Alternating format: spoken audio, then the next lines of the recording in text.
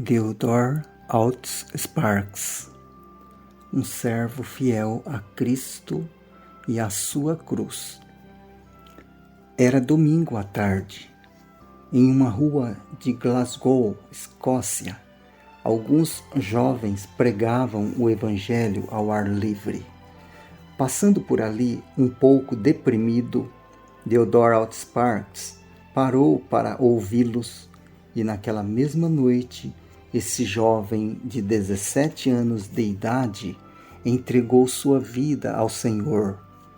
No domingo seguinte, a reunião ao ar livre contava com a presença de mais aquele jovem cristão e não demorou muito para que ele também testemunhasse de modo simples. Dessa forma, iniciou-se uma vida de pregação do Evangelho que durou 65 anos. Ao se chegar ao Senhor, naquele domingo à tarde em Glasgow, Theodore passou a viver completamente para aquele que o salvara. Theodore Alt Sparks nasceu em 1888, numa cidade escocesa.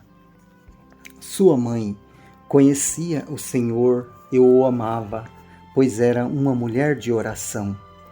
Alt Sparks cresceu num lar em que sempre havia reuniões de oração, no qual se cria que a palavra de Deus é a autoridade máxima em todas as questões e no qual se esperava a volta do Senhor Jesus. Sua mãe teve grande influência em sua vida. Sparks lia muito em seu desejo de ter algum entendimento espiritual e, acima de tudo, estudava a Bíblia, sempre buscando ardentemente os tesouros novos e velhos que nela podem ser encontrados por aqueles que são instruídos no reino dos céus. Naqueles dias, um dos maiores pregadores na Inglaterra, Dr. G. Campbell Morgan, ministro na capela de Westminster, desejando ajudar um grupo de jovens no estudo da palavra, passou a se reunir com eles todas as sextas-feiras, dando-lhes vários estudos bíblicos. Por 52 semanas, Campbell Morgan reuniu-se com esses jovens e entre os mais brilhantes estava T. Alt Sparks. Por esse motivo, ele passou a ser sempre requisitado como preletor em várias conferências. Sua abordagem bíblica era bem original na época, especialmente em relação aos esboços dos livros da Bíblia ou aos esboços da Bíblia como um todo, a visão panorâmica da Bíblia. Certa vez, ao ministrar numa congregação batista, ele viu uma tremenda mudança vindo sobre todas as pessoas. Um após o outro, dentre os conhecidos ali como cristãos, foram salvos. A secretária da igreja, os diáconos, todos encontraram o Senhor. Mas, apesar de T. Alt Sparks ser um conferencista nacionalmente conhecido e requisitado, e apesar de ser um jovem com tanto futuro, ele mesmo sentia uma terrível pobreza em sua vida. Ele sentia que estava proclamando coisas que, na realidade, não eram experiências suas. Ele não tinha dúvidas de que era nascido de novo, de que Deus o havia salvado, de que ele era justificado, de que o Espírito Santo era realmente o Espírito de Deus e de que Cristo era o ungido, mas sentia que estava pregando coisas que ele mesmo não experimentava.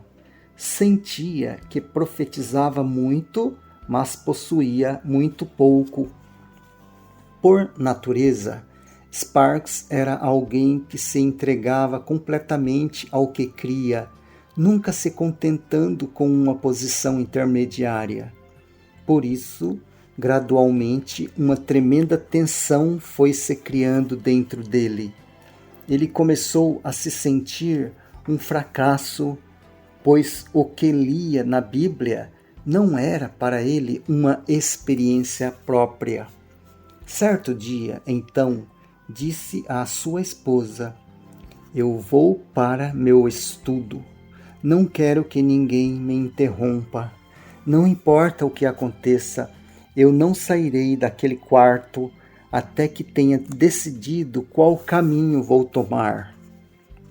Ele sentia imensamente a necessidade de que o Senhor o encontrasse de forma nova, ou cria que não poderia mais continuar seu ministério. Havia chegado ao final de si mesmo. Fechado naquele quarto, ele passou a maior parte do dia quieto diante do Senhor e então começou a ler a carta aos Romanos. Nada aconteceu. Ele a conhecia muito bem, pois a havia ensinado tantas vezes e dava esboços dessa porção das Escrituras. Nada de novo lhe apresentava, até que ele chegou ao capítulo 6. Ele mesmo disse: "Foi como se o céu tivesse se aberto e luz brilhou em meu coração."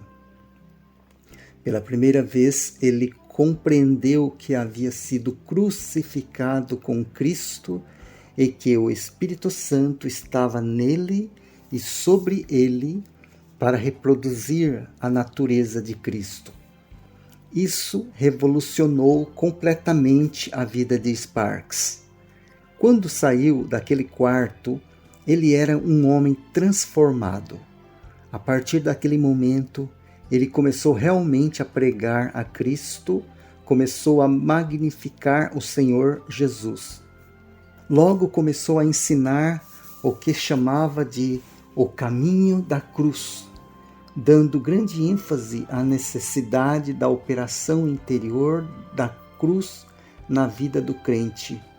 Ele pregava o evangelho de uma plena salvação por meio de uma fé simples no sacrifício de Cristo e enfatizava que o homem que conhece a purificação pelo sangue de Jesus deve também permitir que a mesma cruz opere nas profundezas de sua alma para libertá-lo de si mesmo e levá-lo a um caminho menos carnal e mais espiritual com Deus.